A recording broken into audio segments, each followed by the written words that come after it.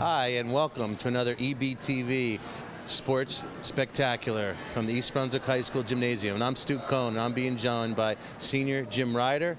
Jim, you're a senior. This is always a big match when East Brunswick gets together with South River. Any bit special going into tonight's match with the Battle of the Old Bridge Turnpike against South River?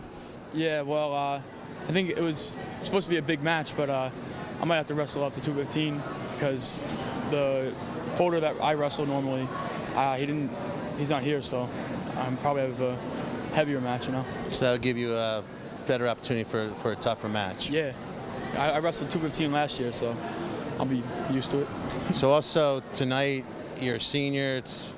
You only have 2 more home matches, this being the next to last one, then the next one's Highland Park. A little bit bittersweet? Yeah, a little bit. I mean, it doesn't get any better senior year, wrestling, trying to make the best out of everything you can, you know. Well, you've been having a good year. Just recently took 4th place in the GMCs at 189. The districts are ahead, and what are your expectations from here on out the rest of the season? Well, my main goal was to make it to the States. Hopefully I can take first in the district and then place in the regions, get to States. That's my main goal, place in the States when I get there, but see how it goes. Well, you just said you wrestled 215 last year and you're down to 189. Tell us a little bit about how that happened. Well, last year I actually weighed less than I do now. I only weighed around 180, but Sergio Garcia was wrestling 189, so I had to bump up and go 215. So I had to do what I had to do for the team. So last question, so who's your favorite teacher here at East Brunswick High School?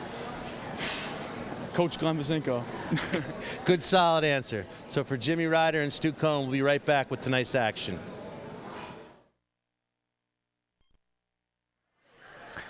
Hello, everyone, and welcome to another EBTV presentation of high school sports. Tonight it is wrestling from East Brunswick High School as the South River Rams visit the East Brunswick Bears. Hi, everyone. I'm Bob Cancro along with Stu Kohn, and we are here to bring you all the action in tonight's GMC contest between the Rams and the Bears. The Rams come in with a 4-12 record, although they had a pretty good showing in the GMC tournament, and the Bears are 6-9. Stu, tonight is senior night, and that is an opportunity for the teams to honor the seniors who have put in their time with the program.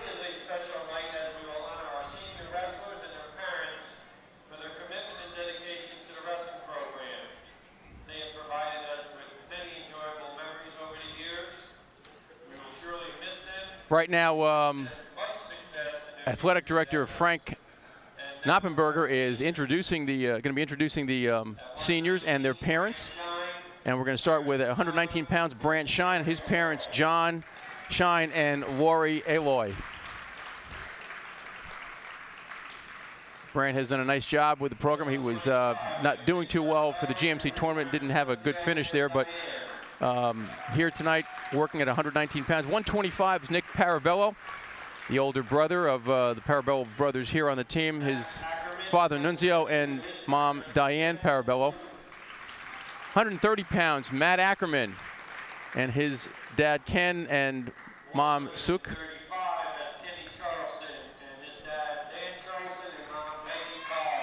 Kenny Charleston at 135. His dad, Dan, and mom, Peggy Kolb. And we don't know who the younger one is in Dad's arms, though. Jordan Braun, the 160-pounder for the Bears. Mom and Dad, Linda and Stephen.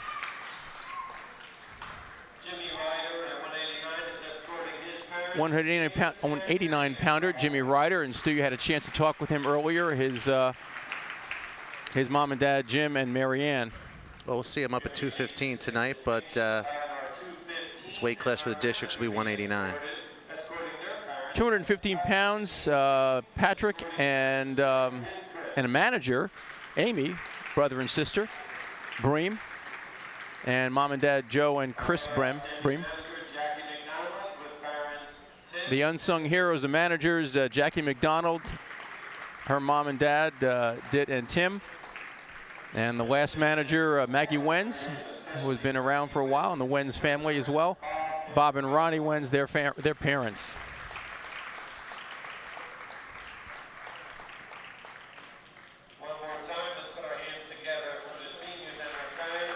Still, we didn't have our normal opening tonight where we might have a chance to talk a little bit about the team, so we have a little bit of a chance tonight. the South River East Brunswick match has always been a big one as far as the competition because you're right across the border of the Old Bridge Turnpike, but it's lost a little bit of its luster as both teams have been struggling of the last few years. Well, both teams are doing a little rebuilding, and that has taken a little bit of the luster away. This used to be known as the Battle of Old Bridge Turnpike, and right now it's really just a battle for a little bit of respect. South River is going to come in tonight's match already giving up about 18 points in forfeits. We could see they don't have an entry at 119, 152, and 171.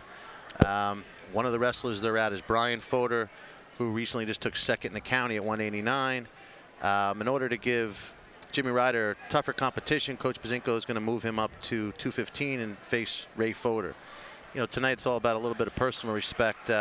East Brunswick should do pretty well, and not seeing any unforeseen trouble. It should have the dual meet in good shape tonight. It's if everybody wrestles up to their potential. Right, and they have to wrestle potential. It's very different scoring on an individual dual meet situation as compared to a tournament. The Bears did not score in the top half of the team tournament just last week in the JMCs. While South River had 2 finalists and had a couple other kids place along the way, and they did pretty well. They had 4 kids in the semifinals.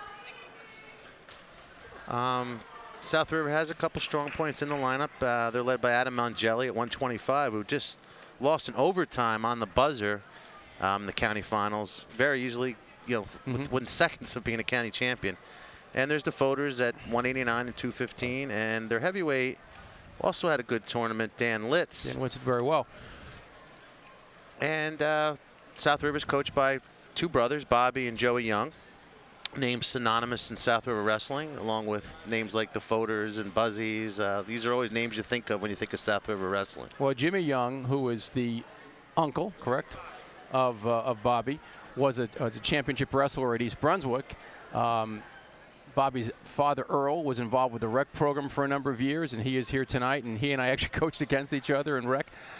So the Young family, the Fodors, have been very dominant representatives of South River wrestling over the years, for the last 30 years, really, and done a fine job. And the Bears have their individuals. I mean, the Parabellos now, the Ackermans were around for a number of years, so they've had a little bit of history too. And one of the things that makes, I think, a strong wrestling program is where you have people coming back and continuing to support the program as competitors and also as and the parents who support it, and that's very important for any program to survive and to do well. Well, it seems like there's been an Ackerman in the East Brunswick wrestling lineup for, you know, as far back as I can remember.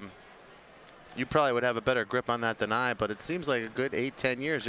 There's been one Ackerman or another, one sibling or another in that lineup. Well, I'm trying to think back to when I first started coaching, you know, the younger Ackermans, and that's got to be 10 or 12 years ago.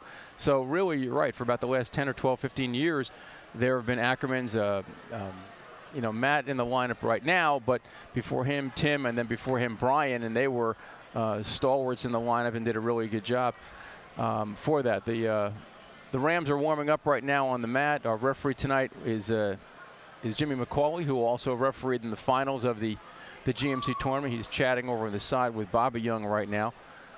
You know, it's funny because in some sports you don't want to fraternize with the officials, but wrestling's a little bit of a different situation. You kind of have a little bit of a give and take all the time with each other, and you certainly know that as well as anybody, having been officiating now for how long? Oh God, a long time. More than 20. Okay, as the Rams finish up their warm-ups, we will be back in a little bit with the lineups. Stay tuned. We are back at East Brunswick High School to bring you all the action between the South River Rams and the East Brunswick Bears. Tonight in wrestling, it's a crossover match. The Bears in the red division and the Rams in the blue division of the GMC. We're here for the starting lineups right now. We start at 103 pounds, although the match will be starting at heavyweight. Mark Weber for the Bears and Zahab Iqbal for the Rams. Iqbal is a senior. 112, Matt Parabello against Mike Henry. Mike Henry is only a freshman. There's a very young lineup for the Rams, Stu. They've got at least, by count here, 3 freshmen in their lineup, and a very short lineup it is.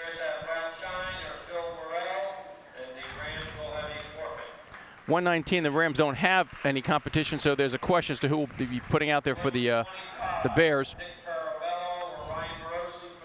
Nick Parabello, Ryan Morosi, the two options for at 125 for East Brunswick at 125 pounds. Adam Mongelli or Joe Ziskowski. Mongelli was a finalist in the GMC tournament this past weekend. 130, Kenny Charleston, the senior for the Bears, and Alex Kosa, a freshman for the Rams at 130 pounds. At 135, the senior Matt Ackerman for the Bears and freshman Hernan Cruz for the Rams. The Rams have 5 blanks in their lineup, 5 forfeits, so they're giving up already 30 points in this contest. 140, there's a forfeit. Kyle Monitzer for the Bears at 140 pounds. Doug Grasso will be the South River competitor at 145, and he'll be going up against Andrew Chatone for the Bears.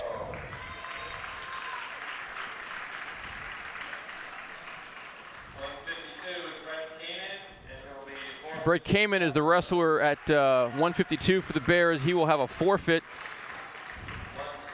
And 160, Jordan Braun, the senior, going out for the Bears, and Chris Basio, who was a junior for the Rams. Ramon Hanna wrestles at 171 for the Bears, and there is a forfeit for the Rams at that weight class. And 189, the question will be who will be going out. There's a forfeit for the Rams, and either Jimmy Ryder or Matt Skrivanich, will be in there for the Bears. It's a possibility they could move him up to 215 to see to match up against Ray Fodor. Again, Ray Fodor was a finalist in the GMC's tournament. He'll go up against Patrick Breen, possibly Jimmy Ryder. Heavyweight Dan Litz, who also was the third place finisher for the Rams in the GMC tournament, and Alex Cartelli is the Bears competitor. Jimmy McCauley is the referee. He is mic'd up, and we'll see get some comments from him as they open up the coin toss.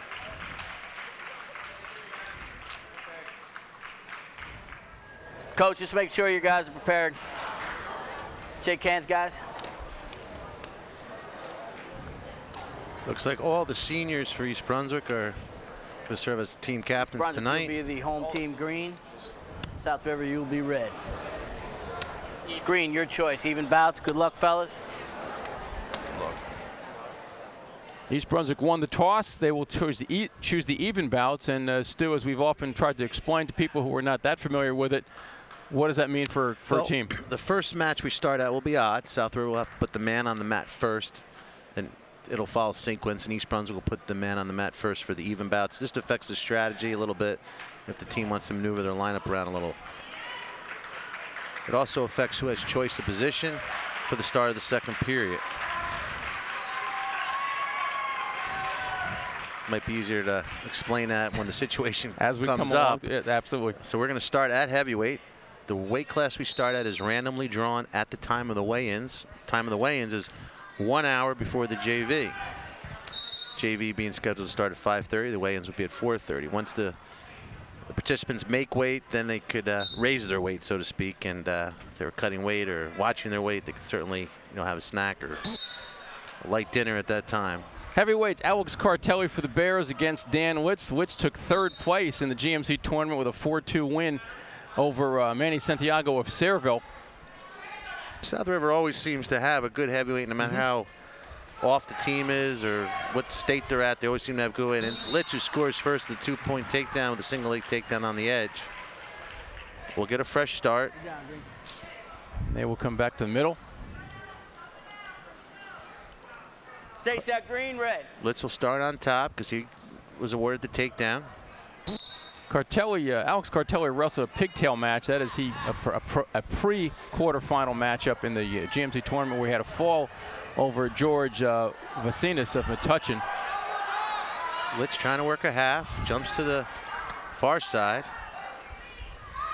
The offensive wrestler must work to the sides of the bottom man. You can't stay parallel. You'll be warned for stalling. Litz on top now, on top and score, on top in position. Trying to raise up the far ankle. Goes back to the half. The half is taking Cartelli over. Just under a minute to go here in the first period, and there's a fall. 1 minute and 7 seconds, and Dan Litz picks up a pin and a 6-0 lead for the Rams here in the first bout of tonight's contest. Now we'll go down low. We'll start at 103 and up. Almost the more traditional matchup. Well, that random draw was implemented a few years ago to take the pressure off the big guys. It always had to be last. Always had to have it come down to them. So this way, it's it's randomly selected, and everybody shares in that now. For the first time, the GMC tournament had a starting point other than 103 for the finals. They started at 125, and that again is a new rule that allowed a tournament to start at a random spot. It's the first year for it to be allowed in tournaments, and you'll see it being used in this year's District 20 finals. No other round other than the finals is allowed to have that option. Mark Weber, the wrestler here at 103 pounds for the Bears, and Zahib Iqbal, a senior for the Rams, as we go to 103 pounds.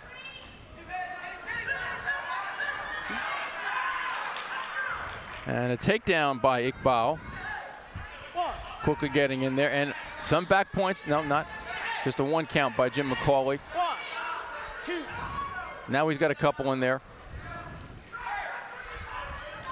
2 red. And near full points too. Iqbal had a pigtail match also in the GMC tournament and did not get out of that bracket. He's working a cradle now. 3, 4. He's picking up more back points, trying to secure a fall. Well, the Rams coming out very aggressive here in the first couple of bouts with back points. It's the first time we've seen Mark Weber on the mat for the Bears this year. Worked his way up to the varsity lineup, and you'll remember that match for some time to come. 121 is the time of the fall, so 2 first-period pins for the Ram. They're giving up 30 points in forfeits, but they're making it up pretty quickly in the first 2 bouts, getting 12 points back, and they have a 12-0 lead after 2 bouts here in the match. We go to 112 pounds. Matt Parabello is the wrestler for the Bears. He went up first to check in. And Mike Henry is the wrestler for the Rams. Well, Mike's a freshman, but he grew up wrestling in the South River program. He's been around the mats for a while. So don't be fooled by his freshman status. He's an experienced wrestler. And it's Parabella in first. He'll score, and he's 2, 3. takes Henry right to his back, and he'll pick up 2 additional back points. Parabella fighting for more. He's got Henry into a half, chest to chest. Got him over with the half. To come around behind, control with 3 points for the near fall. 5-0 lead for Matt Parabello. Both these wrestlers did not make it out of the first round of the GMC tournament. Parabella wrestling about as aggressive as we've seen him. He's working a one-on-one wrist on the side now. Our scoreboard says 5-0, but I believe we're at 8. No, well, there might have been a second set. I only have 5 too, but I might have looked down for a second. And there's no question from the bench about the score, so maybe, I don't know. Stay set, red, green. Put your opponent on the back and finish it off. Don't worry about the points that we're in. And that certainly looks like the pace Matt's at. He's working hard for the fall. Trying to throw the leg, and I would agree with you. So he is wrestling probably as aggressively as we've seen him, and this is our 3rd match that we've done here at East Brunswick. Working that half very aggressively, sinks it in, got him on his back, and a fall. 1 minute and 21 seconds, and Matt Parabello with the pin and puts the Bears on the board as we've had 3 pins tonight. Well, Jim McCauley, he's going to get out of here quick if we continue at this pace. We're all going to get out of here quick tonight. 3 pins. We have several forfeits along the way, so this is going to be an easy one. Branch Shine will take the forfeit for the Bears, and that will tie the score up at 12-12 here at 119 pounds. Wrestler does have to report to the mat, check in, prepared to wrestle, which means he's got to have his headgear on and ready to go. Green, red again, right?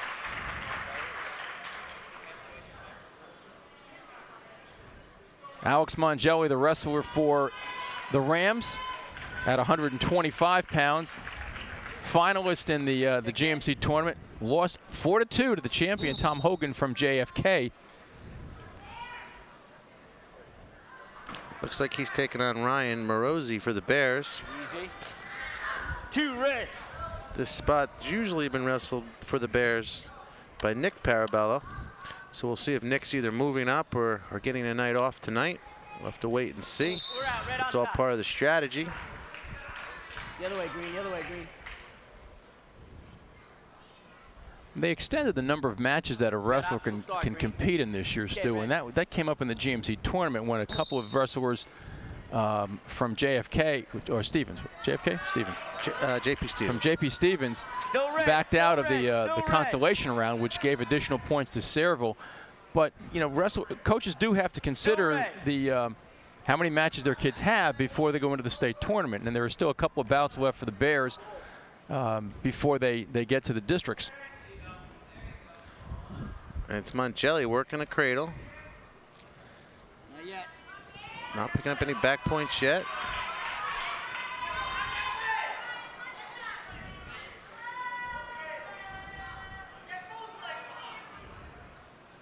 He's got that cradle locked up pretty tight as he rocks him over. There's a count, and you heard Jim McCauley going to 2, so he's got 2 points in the bank, but there's nothing recorded yet because he's still got that same combination. 1, 2, 3, 4, 5. And those are the 3 back points. 38 seconds to go here in the first period. Mongelli locking that up. Mongelli made it to the finals of the GMC tournament and lost in overtime. Giving up a takedown just on the buzzer. Almost forgot that was an overtime match. Tom Hogan walked away with the county title at 125 from John F. Kennedy High School in Island.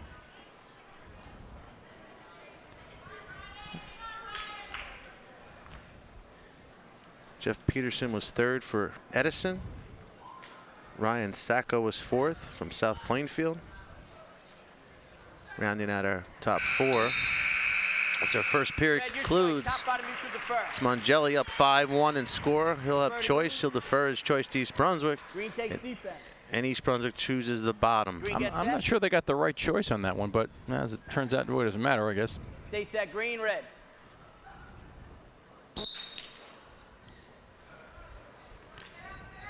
Ryan Morosi, the wrestler for the Bears. 2, 3. Back points being earned by Adam Mongelli. Mongelli went right to the tilt off the whistle. 3, green. Wrestler has to release the hold and go to a new hold to pick up an additional set of back points. 3, 4. And he is doing that again right now.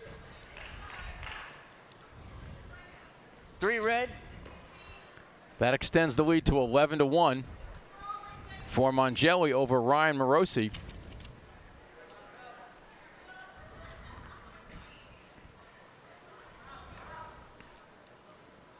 Just over a minute to go here in the second period, 125 pounds.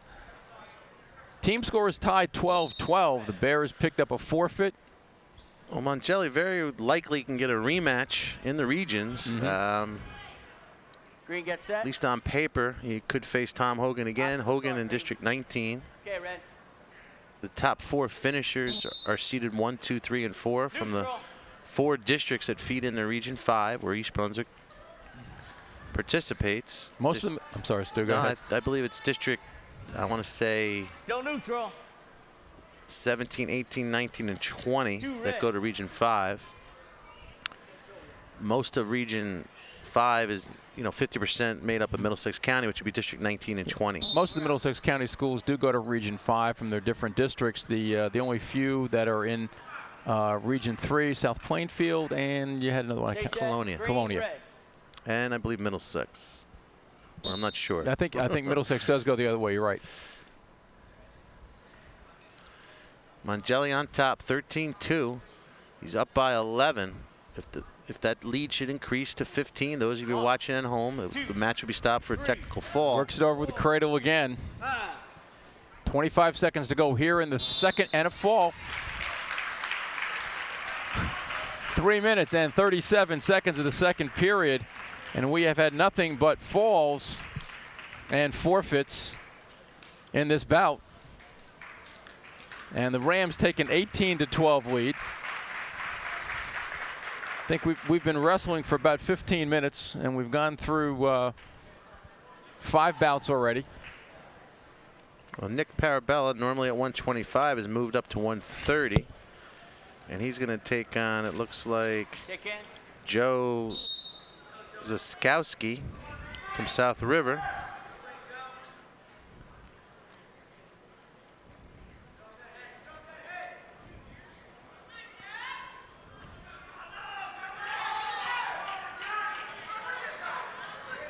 Nick is a senior for the Bears. He picks up the takedown.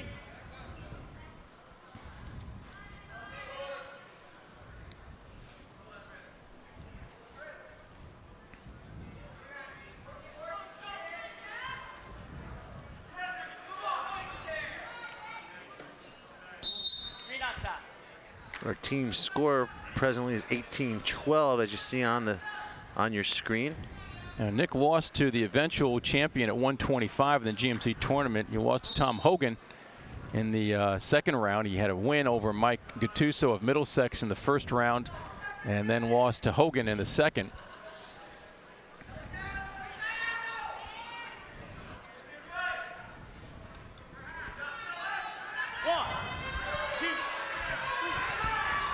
He's got a couple of back points there. He picks up 2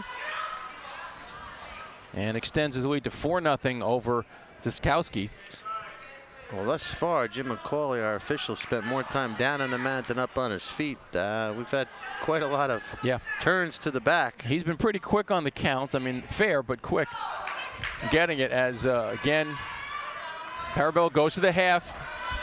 Got it in deep. He's got to sink back a little bit on his chest and drive through there with his chest. He's got 30 seconds to work with. He's got Zakowski in trouble. And a fall. We're getting to do a very good job with our math. 138 on the time. And again, another 6 points as Nick Parabello picks up the fall. And we again have a tie score at 18 all.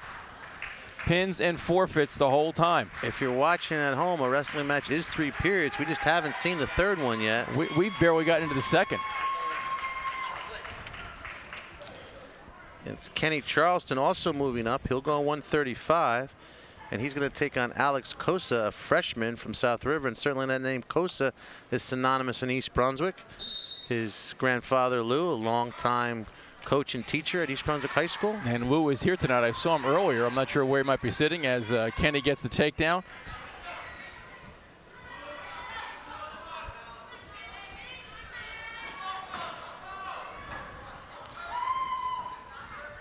Charleston scores first the takedown. He's got a leg in on our near side. Working the crossbody.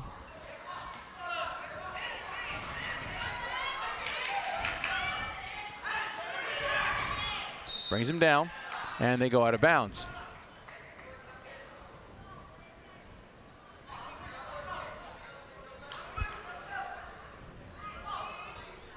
Actually, I noticed Luke Coast is over on the side, over by the by Frank Knoppenberger, talking with Powell. I think it's Powell over by the phys ed office. Charleston working a bar. Takes Costa to his back. He'll pick up some back points here. Well, if we have a fall, it wouldn't be a surprise tonight. 1:10 to go here in the first period. Kenny Charleston working the pin move on Alex Kosa.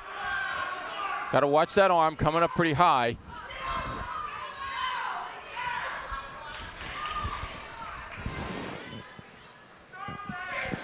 Charleston back to the bar. Just under a minute to go here in the first. Take that bar straight across, trying to pry him up. Got to sink his weight down a little bit. The back points still haven't been awarded until they leave that situation. Working ahead. Charleston keeps coming at him. Costa doing a nice job of fighting off his back. Fighting very well there. Referee awards a 3. We'll get a Yeah, somebody lost a mouthpiece out there. I think it was Kosa. 27 seconds to go here. Kenny Charleston had him over there and almost had him locked up a couple times. He tried to get the figure 4 on the head and couldn't quite get that. He's riding kind of high and a little bit. There's Lou Kosa. There's Lou. Longtime girls coach of many championships, state championships. A legend at that. Absolutely. Watching his grandson compete for the Rams tonight. Charleston giving up about solid 10 pounds here. Yeah. Which could be why he can't, even though Kosa is very young, it could be why he's not quite controlling it the way he might want to. Probably lost an opportunity for a reverse half there, but working in there with the leg on the right side.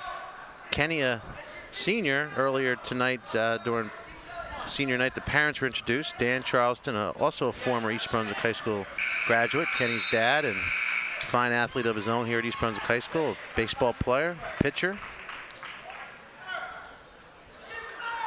Seems like only yesterday, Coach. Charleston's choice. He'll elect the bottom position. As we started talking about earlier, it's an even bout, which also affects who has choice first in the second period. The wrestler didn't have choice in the second period, would have choice in the third period. Not that we're going to see the third period We may never tonight. see a third period tonight, Stu. We had, at the heavyweight match, it was a pin for Dan Witz in the first period. And then we've barely gotten to the second period on the last couple of matches. We had a first period pin at 103, a first period pin by Matt Parabella at 112, a forfeit at 119. We did get to the second period, but only about a minute and 37 seconds into it at 125, where Adam Mongelli won. And then Nick Parabella with the first period pin at 130 pounds. Well, we're at the Bears 18 points. Right now, 12 of those 18 belong to the Parabella brothers. That's got to be a nice finish for Mom and Dad to see as they go home tonight.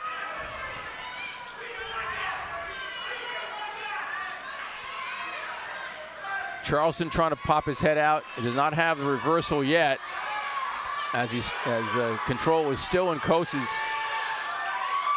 side, and there's the reversal. And Kenny Charleston extends his lead to 7-0. Still a point short of a major decision.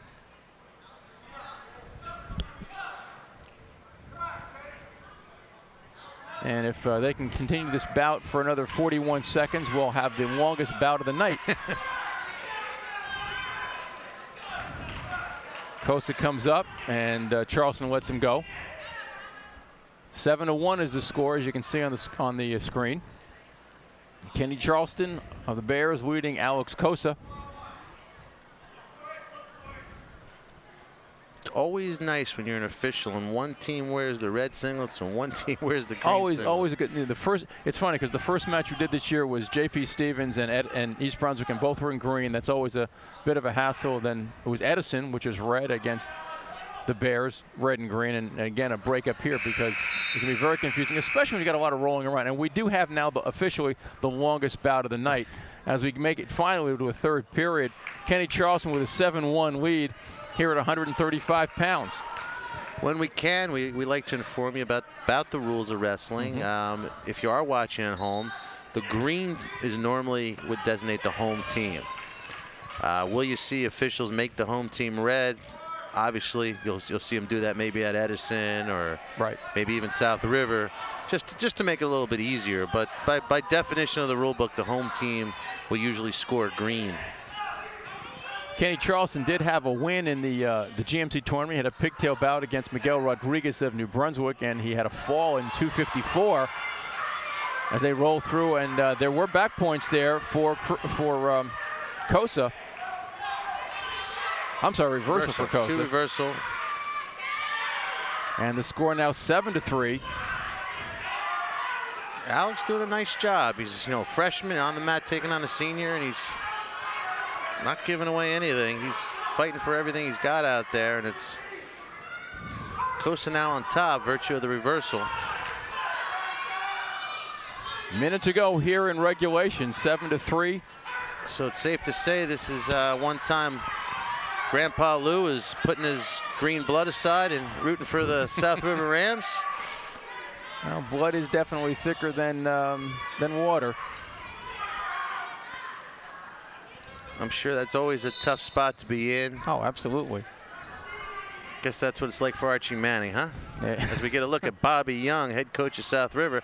A good wrestler in his own right not too long ago for South River. And in his 6th year here at the home of the Rams. I remember when he entered the 100-win club.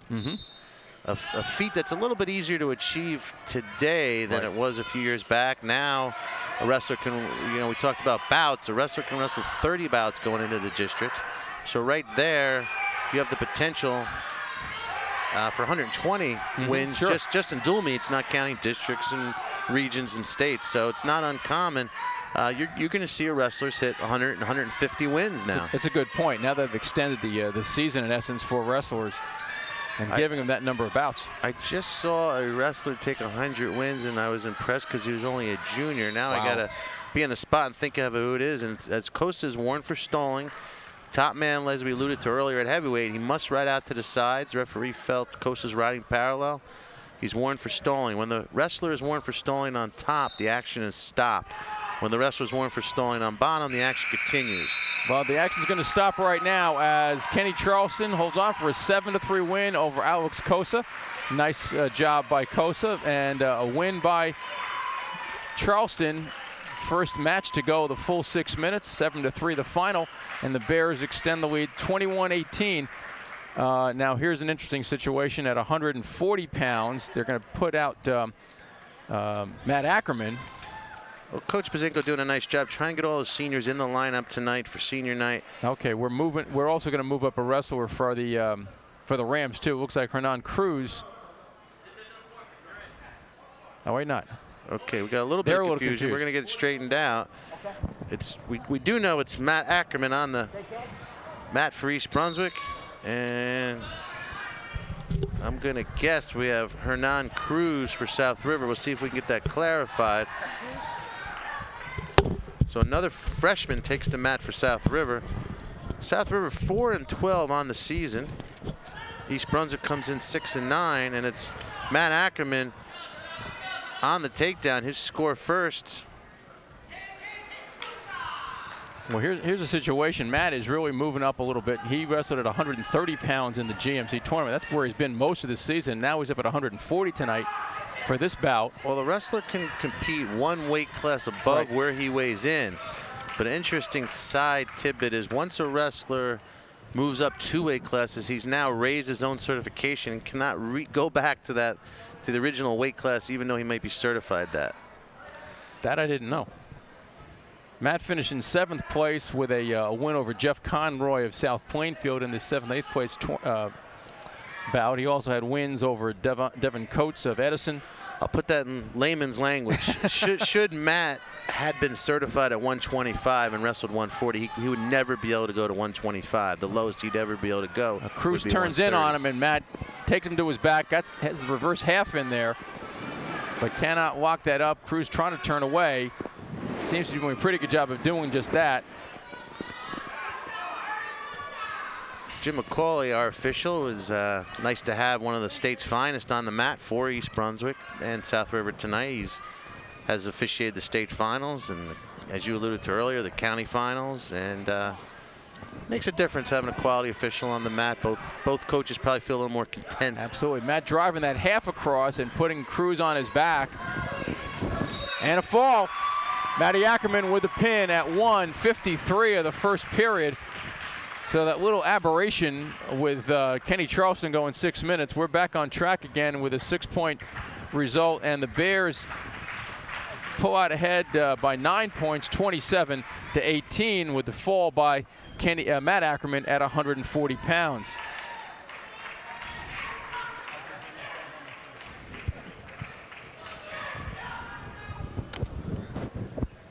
Doug Grasso will take the mat for the Rams, and looks like Andrew Stone. So it looks like the odd man out for East Brunswick tonight is Kyle Monitzer, I believe. Monitzer. Bears haven't done a lot of juggling with their lineup pretty much is what you see is what you got all season. This has really been the first time East Brunswick has done a little maneuvering with their lineup. Coach Bzinko trying to get all the seniors in there. Which I think is a good thing. I mean, here's the last home match, and this is an opportunity. Well, I think they do have one more match against Highland Park. One more in there against Highland Park. This is the last one we'll be broadcasting. Right.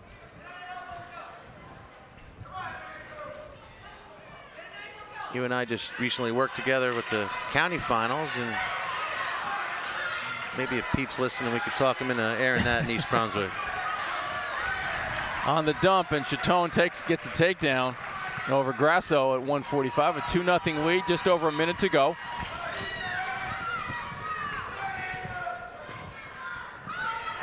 Far arm and a half, and let it go, but he's got him on his back again, and a fall. What a surprise. Andrew Chaton keeping the winning ways going. Back-to-back falls for East Brunswick following a Kenny Charleston win. And the Bears take a 33-18 lead. They will have a forfeit here at 152 unless there's something else that Bobby Young has up his sleeve. But it looks like Brett Kamen will take the forfeit. 39-18, the result so far. He had 152. We go to 160, where Jordan Braun will come out for the Bears, and Chris Basio.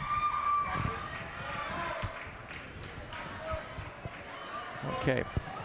Brett Kamen had a pigtail match out in the first round of the county tournament. He beat Anthony Colello of Edison 8-0, a major decision.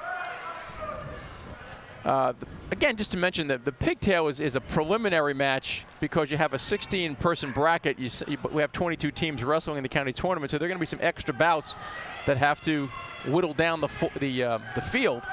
So you have your 16, 1 through 16, and there are 2 wrestlers that sometimes in an outer bracket, if you will, and the winner of that would then go against one of the top 16. Real quick, I just add a little tidbit to that. There's pros and cons for team scoring in the pigtail. Obviously, not everyone in the weight class is going to get a pigtail, so they're randomly selected. The teams competing for a title obviously want them. They're picking up additional team points. So it's interesting how that works out. Sometimes you benefit not so much by having your champions, but the guys that are picking up those bonus points. Right, and the pigtails, the outer brackets, are just drawn out of a hat. They're not necessarily going against. At one time, you used to put them up against the top wrestlers. Correct. But now you could end up having a fairly decent wrestler, say, getting a 4th seed or against a 5th seed, which gives them a better chance of advancing too. Well, a couple years ago, the GMC coaches got smart and neutralized that. They now randomly draw them. It's Broaden back to action. It's Broaden on top and score. He's on top.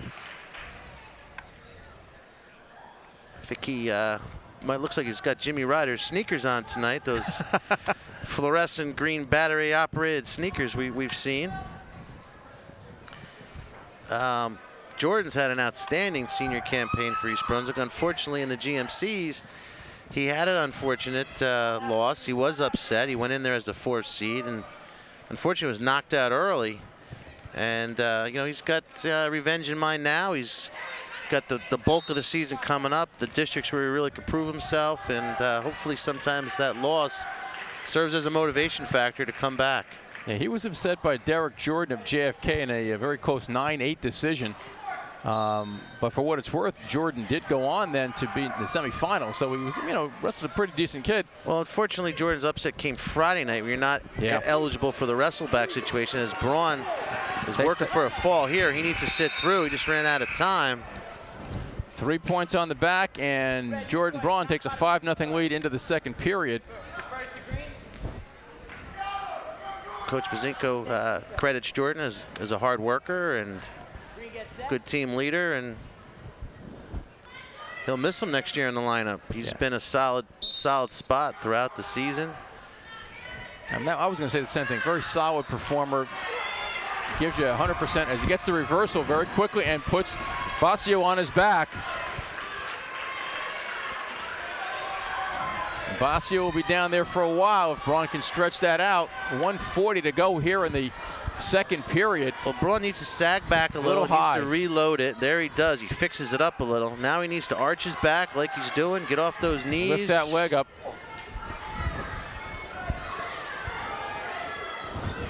Referee down to watch it. A lot of time left. And another 3 on the back, and a 10-0 lead for Jordan Braun here in the second period. Well, Braun's got 2 opportunities to work for a fall before this match would stop in a tech fall. So the next 2 turns, Braun wants to try to get it tight, wants to have a lot of time to work with. Right. A lot of times you'll see a wrestler, you know, on top with a 12, 13-point lead and only a few seconds left in the period, and you might see him not try to work for the fall, save it for the third period where he has a whole 2 minutes to work with. So a lot to be aware of when you're out there wrestling. Got to be aware of your opponent, the score, the positioning, the time left. And drives that bar straight across. Getting back points again. 28 seconds to go here in the second period. Losing control a little bit. He's got 3. Still in control. And just as you're saying, so I mean, with about 14 seconds to go, he had a 13-0 lead. If he could have gotten 2 more in this last, it would have been over. But now it's a 13-1 lead. He's got only a 12-point lead. In a sense, he's got another shot now in the last period to go for the tech fall or the pin. Your choice, man. Defense. Basio with choice chooses the bottom, the defensive position. Bobby Young, coach of South River, he's a class act. Had his hands full coaching this year at South River. He's overcome some obstacles, rebuilding the team, and looking for the future. Well, South River is one of the smaller schools in the county, so certainly it's tough to fill a 14-team weight class. Well, when you have a limited number of people in your school, and then right off the bat, you know, half of them are going to be females. Or you're not, you know, in most cases, you're not going to have them on your team. You don't have a lot of athletes to pick from. And got basketball, and at one time I knew the numbers and the demographics, but I want to say I don't think they graduate many more than 100 people a year, if not less. Well, at one point, South River High School had their 8th grade up at the high school building because the numbers were just so low, and in order to make better use of the facility. So it's a small Group 1 school. He's getting back points. This is, if he gets 3, it's going to be it. So he really needs to tighten that up if he's looking for the fall. Finish the pin. Nothing shabby about a tech fall, but I'm sure Jordan wants to go out with a fall here. He needs to stick him here. This is going to be his last opportunity for the fall. Braun needs to lift that head up off the mat, and that's going to be it. 16-1 is the final with a 15-point margin. That is a tech fall at, let's see, 5:08 of the third period. The Bears hold on here, which looks like almost an insurmountable lead. That's going to bring their team record to 7-9. They have Hillsborough, oh no, I'm sorry, they have Highland Park and Hamilton North. So the Bears could finish the season at 500.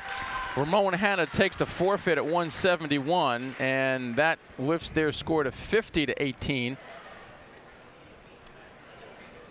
And Jimmy Ryder, you forfeit at 189. I'm sorry, that was not Jimmy Ryder. That was Matt Scrivenich. So the Bears electing to give Jimmy Ryder a quality opponent. They're going to move him up to 215 to take on Ray Fodor. So this is definitely our premier matchup of the night. This one's going to be a little bit more of a battle, and. Well, we said it was a possibility early on that they could move him up, and that's exactly what they're doing. Well, Jimmy kind of clued us in during the pre-match that this could happen. And true to form, we're going to end with our feature match. Jimmy Ryder took a 4th place finish in the GMC tournament. He lost to the eventual champion, Michael Knight, by a 7-3 score. I was watching a little bit of that match. It was a good And he was in that match to the third period. I was very impressed with the way Jimmy was wrestling Mike Knight. Mike Knight, one of the top wrestlers in the state. Knight's win in the finals over Brian Fodor of South River. Actually won the tournament for the Sayreville Bombers. That was the deciding match with the points they got on the the pin and the win in the finals. But Jimmy defeated Nick Auerbach of Old Bridge. Jimmy in on a shot, needs to bring it in bounds to score. Fodor trying to get out, just steps on the edge. A wrestler cannot intentionally go out of bounds. If you're intentionally jumping out of bounds, that's called fleeing the mat. That's a 1-point technical violation. That is a rule that you're seeing enforced now. It's been in the rule book for quite some time, but the referees were urged this year to put a little more emphasis on it and make the call. The rules that have been changed over the course of the last couple of years have all been made with keeping the action in mind, keeping the wrestling in the center of the mat, trying to eliminate unnecessary timeouts and water breaks, so to speak. I think they've done a good job of that because I think about 5 years ago, 5 or 6 years ago, there were so many timeouts and kids using injury time constantly, using the edge. I think I've seen less stalling called this year because I think there's more action going on in the middle. Jimmy Ryder in again on that single, switched to double, had to back out. 5 seconds to go here in the first period, and they step out just with 2 seconds to go. Well, Ryder's been the aggressor here in the first period.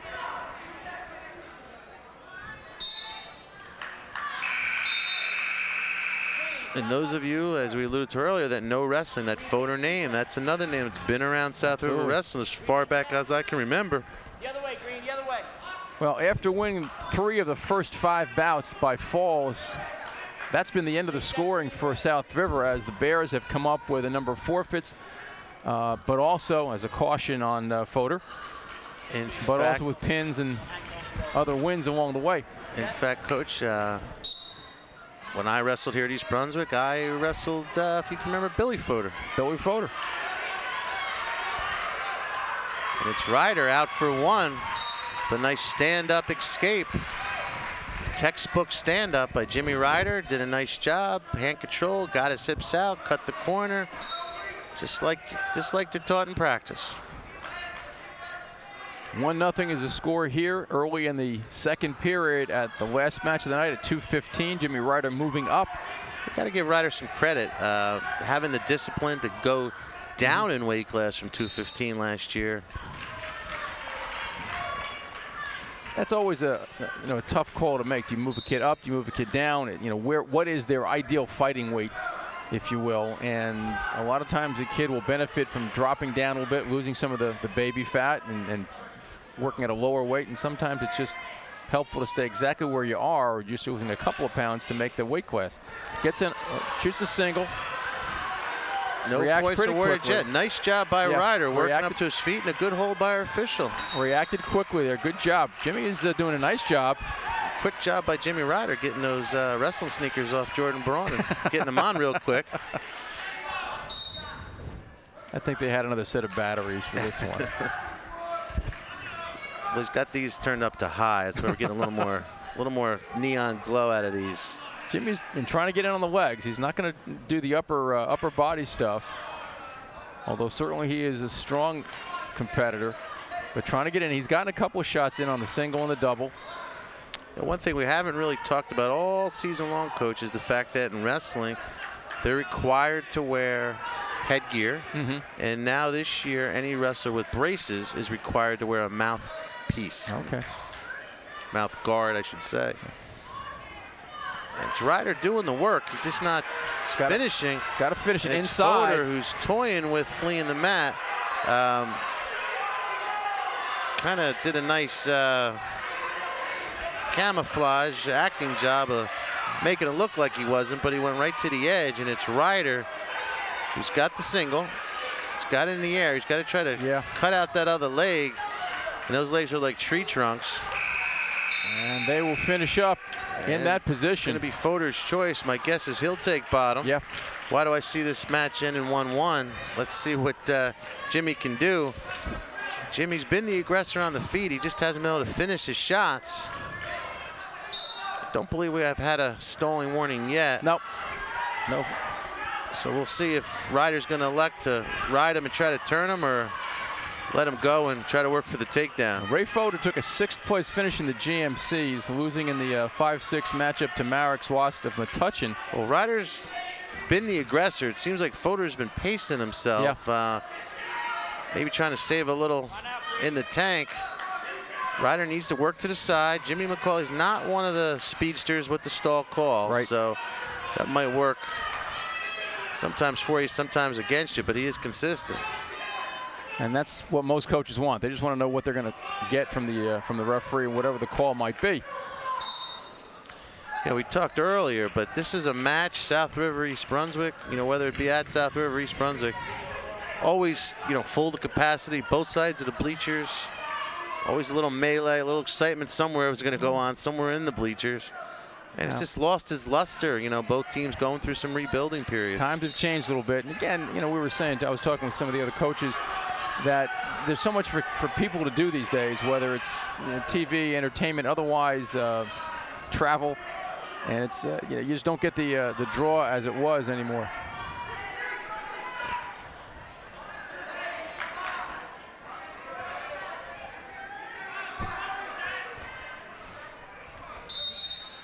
And they're going to call a stalemate. No significant action. We're going to start him again. I think what Jimmy McCauley's thought is, I think it might have been a little bit of a courtesy call. He doesn't want to waste that stalling warning. He's got one he could play with. I think Ryder's riding a little parallel, but I think he also identifies the fact that Ryder's done most of the work in this match. Yeah. So you don't want to penalize the wrong kid in a 1-0 match. He's got the tight Ryder waist. working the tilt, And he's got picking some up points. too. That could be a big difference. We've got about 30 seconds to go here in the final period of regulation. Kind of surprised. I'm impressed yet surprised. 3 on the back for Jimmy Ryder and a 4-0 lead with 20 seconds to go. This can be one of the fastest dual meets you and I have ever done. Unbelievable. Looking at my watch. Less than an hour. Less than an hour. 10 seconds to go here in the 3rd period. Jimmy Ryder, being the aggressor, doing a nice job on Ray Fodor as he does get the escape, but a little bit too little too late. 4-1 is the score. Jimmy Ryder will come up with a victory here at 2:15. A 4-1 victory over Ray Fodor and the Bears. That's a nice win for Jimmy. Absolutely. Up a weight class against one of the county's best. Right now the wrestlers are going to cross the mat, shake hands. Well, the seniors got their due tonight. A nice job by all of the seniors as they went out there and did a great job. Jimmy Ryder, Kenny Charleston, Matt Ackerman, Nick Parabello, Brant Shine. We give them their recognition for their work here at East Brunswick. But the Bears coming up with a nice win, extending their record to 7-9, a 59-18 victory over the South River Rams, and a good finish. We had a good season here, and I think the Bears have a little bit of momentum, perhaps going into that Highland Park and the Hillsborough match, and hopefully can get back up to 500 for the remainder of the season. Well, Coach, as always, a pleasure working with you this season, and we'll be back next year. Same here. For Stu Kohn, I'm Bob Cancro. Thank you very much for watching. Have a good evening.